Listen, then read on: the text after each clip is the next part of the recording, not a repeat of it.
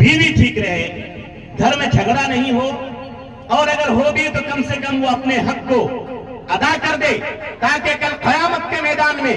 رب کے سامنے کھڑا ہو کر وہ کہہ سکے کہ یا اللہ تو نے میرا امتحان لیا، تو نے مجھے اولاد دی، بیوی بھی دی، گھر بھی دیا، ساری چیزیں دی، میں نے بساط بھر محنت کی، میں نے حق ادا کرنے کی کوشش کی، میری طرف سے کوئی کمی نہیں، یہ لکھنے والے فرشتے ان لوگوں نے لکھ رکھا ہے اور یہ ساری چیزیں گواہ ہیں، میں نے ساری محنت کی ہے، اس کے باوجود میری بیوی نالائق نکلی، میرا بیٹا نالائق نکلا، میری بیٹی نالائق نکلی، پروردگارا میں نے اس کو سنبھالنے میں کوئی کمی نہیں رکھی ہے، اس کے باوجود میں بوڑھا ہو گیا، میری داڑھی سفید ہو گئی، میں اپنے گھر کو بچانا چاہا، اپنی بیٹی کو بچانا چاہا، اپنے بیٹے کو بچانا چاہا، پروردگارا تو جانتا ہے کہ میں نے اپنے دل سے ان لوگوں کو بچانے کی کوشش کی ہے، اور جو جو حق تو نے ادا کرنے کے لیے کہا ہے میں نے حق ادا کرنے کی کوشش کی ہے، اس کے باوجود اے اللہ نہیں بچا پایا میں اپنے گھر کو، میں نہیں بچا سکا اپنی اولاد کو، میں نہیں بچا سکا اپنی بیٹی کو، اپنی بیوی کو، اپنے بیٹے کو، اے اللہ اس میں میرا قصور نہیں ہے۔ کبھی تو ایسا بھی ہوتا ہے کہ نوح علیہ السلام کے گھر میں، نبی کے گھر میں بیٹا پیدا ہوتا ہے، نبی قوم پر بھی محنت کر رہا ہوتا ہے، بیٹے کو بھی چاہتا ہے کہ راہ راستہ پر آئے، توحید کو مانے، تیرے دین کو مانے، یا اللہ کبھی کبھی تو نبی کی بات بھی اس کی بیٹا نہیں مانتا، تو میں تو عام انسان ہوں، لیکن ہو سکتا ہے میرا بیٹا بھی بگڑ جائے، لیکن یہ آپ کب کہہ سکیں گے جب آپ اپنے بیٹے کو سدھارنے کی، بیٹی کو سدھارنے کی پوری کوشش کر چکے ہوں گے اور اس کا حق ادا کر چکے ہوں گے۔ اگر آپ نے حق ادا نہیں کیا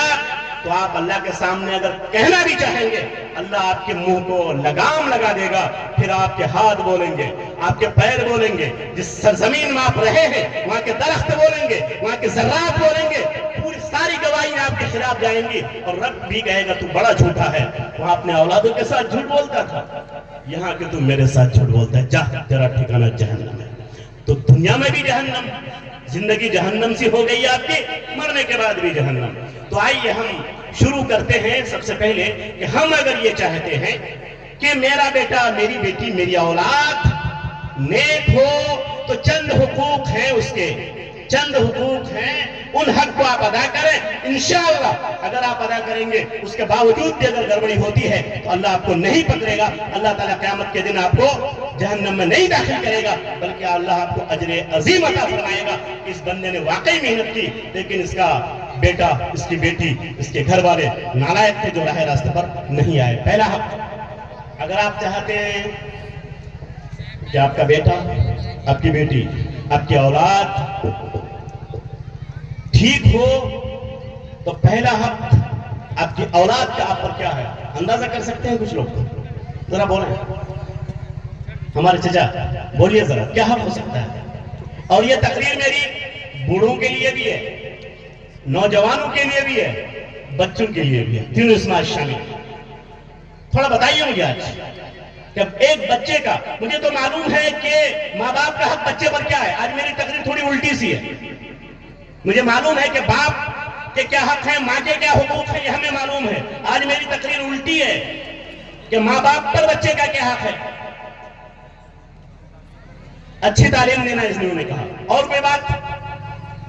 اچھا نام رکھنا شیخ نے کہا، اور جائز خوراک کھلانا، ماشاءاللہ یہ ساری باتیں صحیح ہیں، لیکن میں آپ کو بتاتا ہوں کہ یہ ساری باتیں پیدائش ہونے کے بعد سے ہے، لیکن اپنے بچوں کے، آپ کے جو بچے ہیں اس کا حق ان کے پیدا ہونے سے پہلے شروع ہوتا ہے، دنیا کی ساری چیزیں ان کے وجود کے آنے کے بعد اس کا حق ہوتا ہے، لیکن آپ کے بچے وہ ہیں کہ ان کے پیدا ہونے سے پہلے ان کا حق شروع ہوتا ہے۔ اگر آپ چاہتے ہیں، اور یہ ساری چیزیں میں آپ کو آج دلائل کے روشنی میں، قرآن و حدیث کے نصوص کے روشنی میں بتانے کی کوشش کروں گا۔ پہلا حق بچے کا یہ ہے،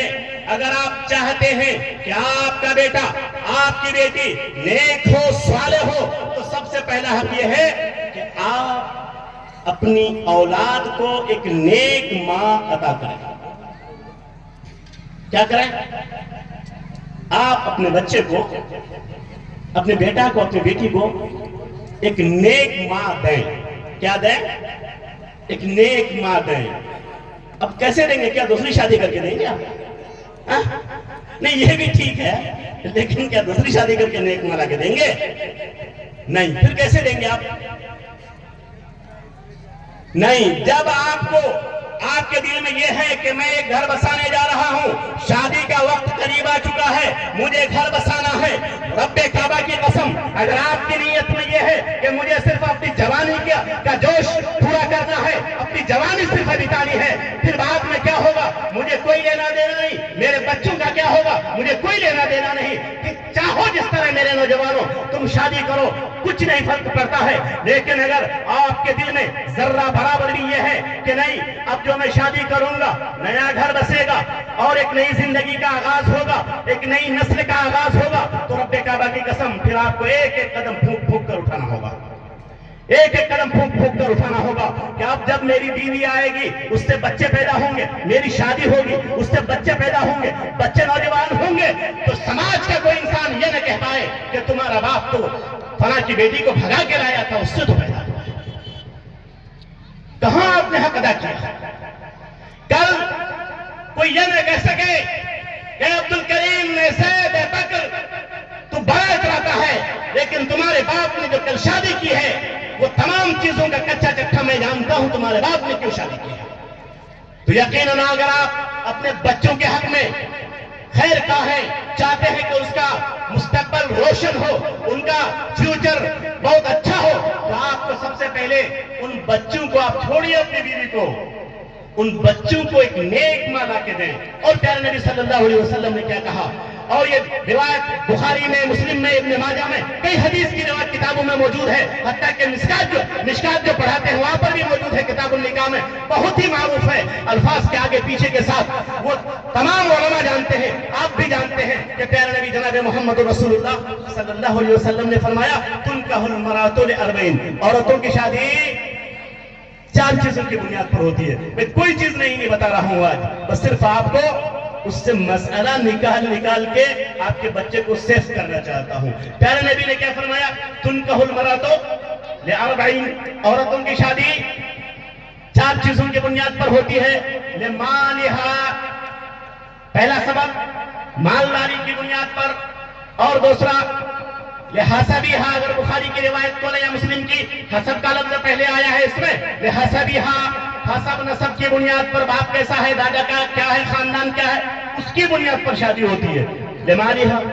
وحسبہا وجمالہا، خوبصورتی کی بنیاد پر ہوتی ہے، لڑکی بہت خوبصورت ہے، خوبصورت مل گئی، شادی ہو گئی۔ اور آخری اور چوتھی چیز لدینہا، دینداری کی بنیاد پر ہوتی ہے۔ فرض پر بذات دین والی کو ترجیح دو اور تم کامیاب ہو جاؤ۔ یہاں پر میں ایک خاص چیز آپ لوگوں کو بتانے جا رہا ہوں، ہو سکتا ہے کہ آپ نے اس سے پہلے سنی ہو، میں ریمائنڈ کر دیتا ہوں۔ بعینی، پیارے نبی صلی اللہ علیہ وسلم نے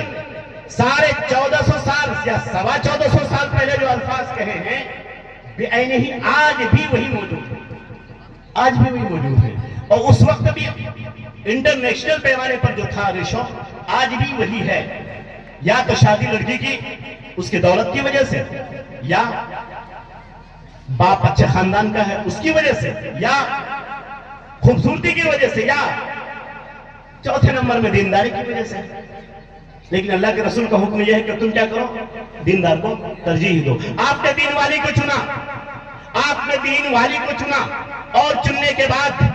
ہو سکتا ہے وہ خوبصورت بھی ہو سکتی ہے وہ لڑکی کسی اچھے باپ کی بھی بیٹی ہو سکتی ہے وہ لڑکی مالدار بھی ہو، تو نور نوا نور دین بھی ہو، یہ ساری چیزیں بھی ہیں۔ اور اگر یہ ساری چیزیں نہیں ہیں، وہ گوری نہیں ہے، مالدار نہیں ہے، اچھے خاندان کی نہیں ہے، لیکن اگر دیندار ہے تب بھی آپ کامیاب، اس لیے کہ دین ہمیشہ سے ہے، ہمیشہ رہے گا، ہمیشہ یہ دین باقی رہے گا۔ اس کے علاوہ جتنی ساری چیزیں ہیں یہ ہاتھ کے میل کی طرح ہے، آج ہے اور کل نہیں ہے۔ المال ذل زائل، یہ مال ڈھلتی چھاؤں ہے، مال آج آپ کے ہاتھ میں ہے، کل کسی اور کے ہاتھ میں چلا جائے گا، کوئی ٹھکانہ نہیں۔ آپ نے دیکھا ہوگا کل تک جو بڑے بڑے شہروں میں بڑے فیکٹری کے مالک ہوا کرتے تھے، بڑے پیسے تھے، بلیار اور ملیار اور کتنے ملین پیسے اس کے پاس ہوا کرتے تھے، اور ایک چھوٹا سا زلزلہ کا جھٹکا کیا آتا ہے، فیکٹری تہس نہس ہو جاتی ہے۔ کل تک جو 500 مزدوروں کو ڈیلی دہاڑی دیا کرتا تھا، پیسے دیا کرتا تھا، پرسوں وہ بھکاری بن جاتا ہے، روڈ یا پائے دن دیکھتے ہیں دھان لگاتے ہیں، ایک بام ٹوٹتا ہے آپ کے گھر کے پاس اور پورا سپول پورنیہ کٹیہار تباہ و برباد ہو کے رہ جاتا ہے۔ وہ کسان جس کے پاس 500 بیگھہ کی زمین ہے، سب میں دھان لگا ہوا ہے، ایک سیلاب کیا آیا، 2 دن کے اندر ستیہ ناش ہو جاتا ہے۔ یہ دولت کی حقیقت ہے۔ اور خوبصورتی، یہ تو بڑی پیاری چیز ہے، خوبصورتی اتنی بڑی پیاری چیز ہے کہ آپ سب اس کے پیچھے بھاگے پھرتے ہیں، لیکن ایک چمڑے کی بیماری کیا آئی میرے بھائیوں، چھوٹی سی چمڑے کی بیماری کیا آئی، چمڑا جھلس گیا آپ کا۔ اور میں آپ کو بتاؤں اور یہ جو میرے نوجوان ہیں یہ یقیناً جانتے ہوں گے کہ سب سے خوبصورت لڑکیاں جن کے نام اس دنیا میں چلتے ہیں، بالی ووڈ فلمستان میں وہ لڑکیاں ہیں، ان کی ہسٹری پڑھیے، کئی ان کی خوبصورتی کے ترانے گائے جاتے تھے۔ ایک بار اگر کسی منچ میں آ جائے تو پورا علاقہ کا علاقہ امٹ پڑتا تھا۔ ان میں سے 10 ہیروئن کے نام میں جانتا ہوں میرے بھائیوں، کہ جن کو ایک جھلک دیکھنے کے لیے نوجوان دوڑ کر کے جاتے تھے۔ ان کا حال یہ ہے، ان کی حالت یہ ہے کہ اس کا رنگ کالا پڑ چکا ہے، اس کا یہ پیر سکڑ چکا ہے،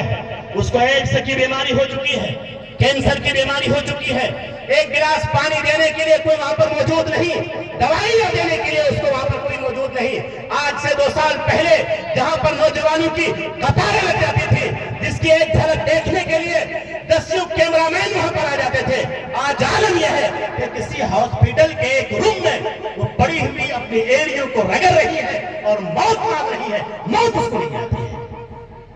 یہ خوبصورتی ہے، یہ اس کی سچائی ہے، یہ اس کی حقیقت ہے۔ اس لیے پیارے نبی نے کہا کہ اے میرے ماننے والوں،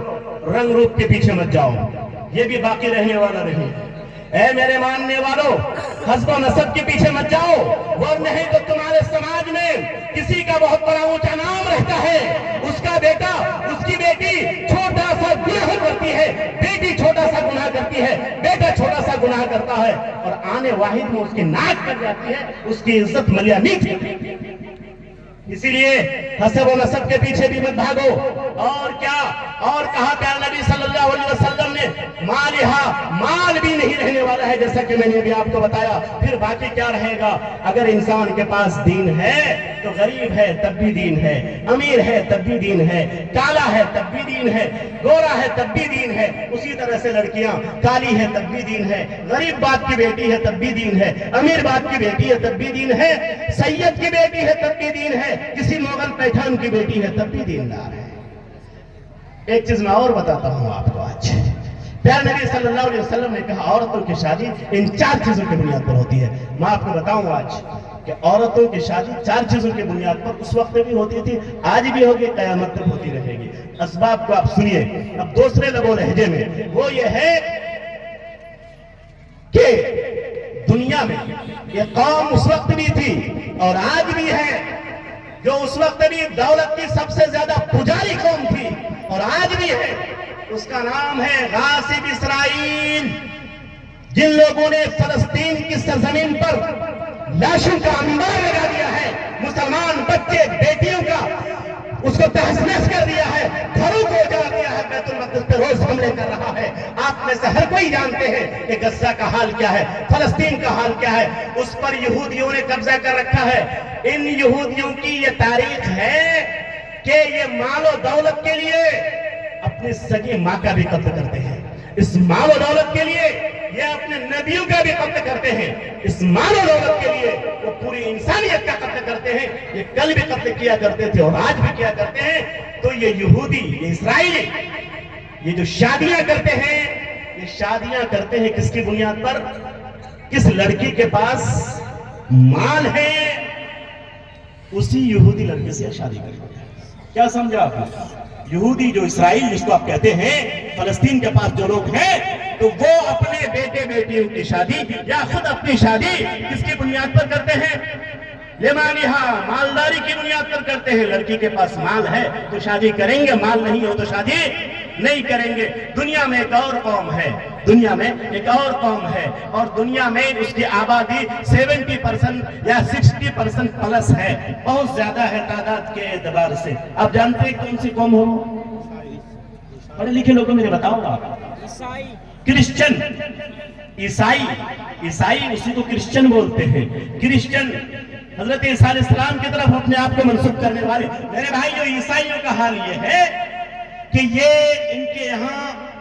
शादी शुदा फैमिली का सिस्टम बिखर चुका है, खत्म हो चुका है। कौन ससुर है,